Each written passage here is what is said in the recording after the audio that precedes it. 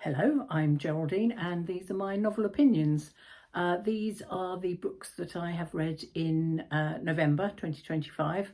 I got through 7 of them, so that's not bad. Starting with the first one, the first book I read was Kitchen by Yoshimoto. It's quite a short book, but actually it had 2 short stories in it. Both of them had the theme of grief and loss.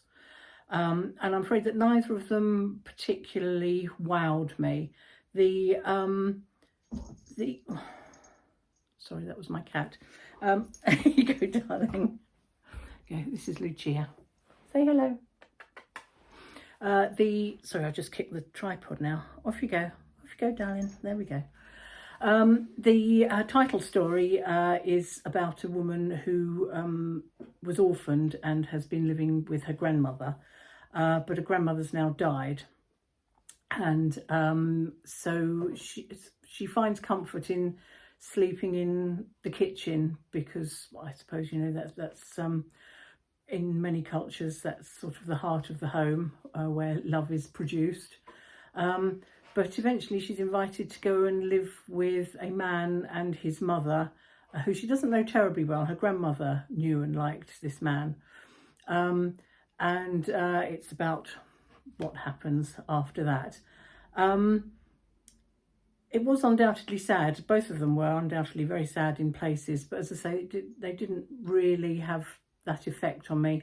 Partly possibly because I found the style quite odd. It was a bit clunky and slightly childlike, and it reminded me in style of Uketsu's Strange Pictures. So I wondered if this is a recognised style of writing in Japan that the translator or translators in both cases have chosen to preserve, and quite rightly so. But I'm afraid I didn't get on with it terribly well. The second book I read was The Land in Winter by Andrew Miller. This was one of the Booker Prize shortlisted novels.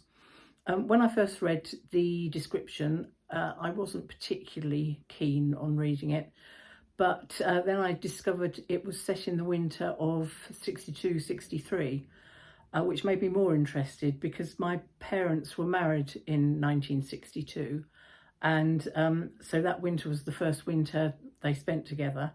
And I remember them telling me about it, about how it was so cold that they didn't see the ground until March 63 because there was snow and ice on the ground, and how there were lots of thick fogs. And they said that on one occasion they were walking home and the fog was so thick that they walked past the end of their road because they didn't recognise it.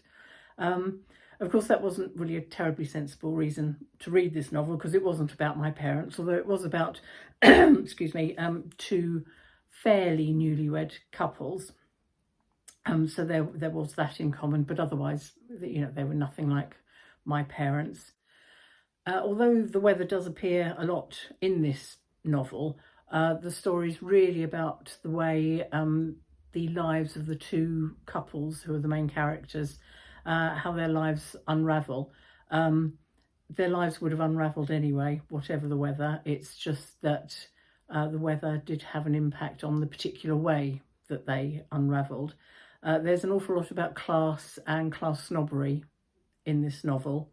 The first half of the book is very much establishing character, and I think that did go on a little bit too long, and that could have been shortened.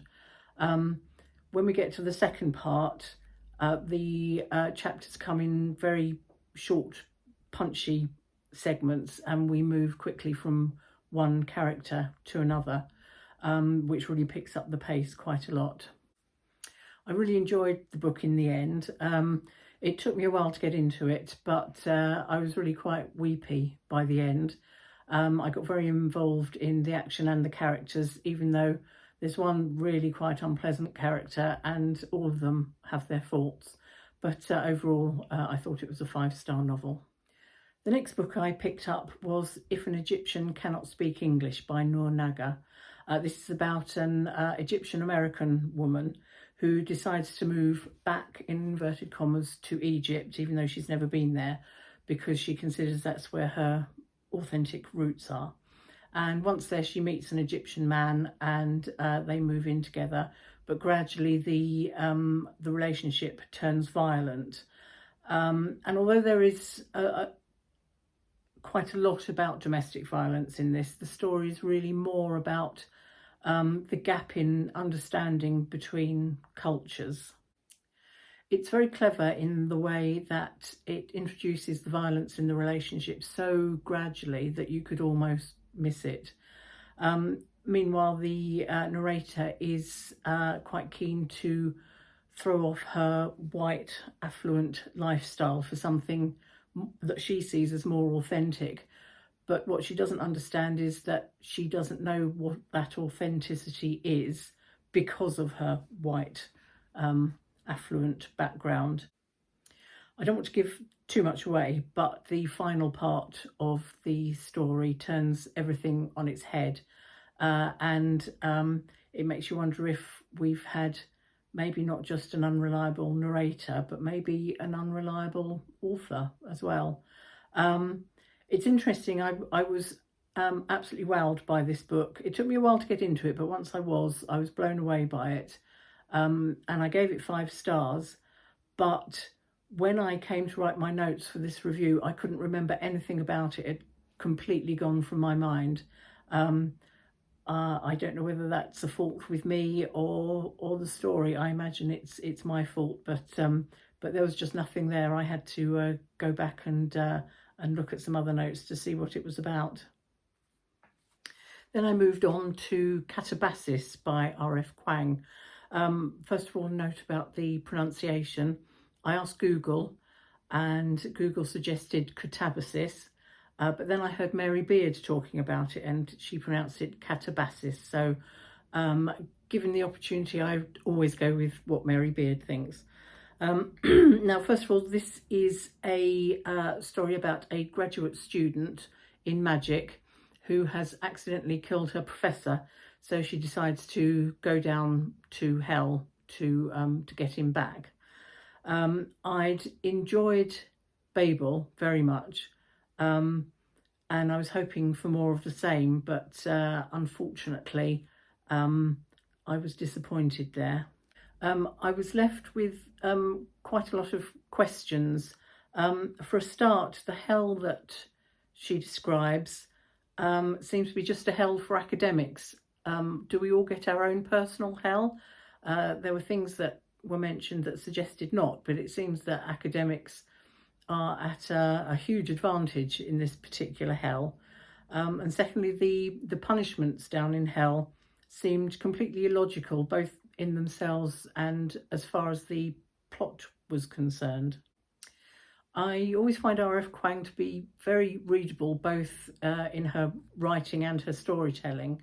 But in this book, there were far too many long, rambling sections that didn't seem to have an awful lot of relevance to the plot.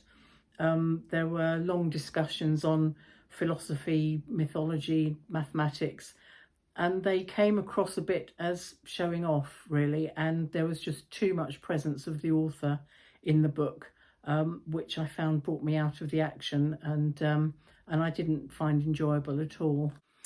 Overall, I found the story a little bit average, and I think it could have been told in half the time, if not less.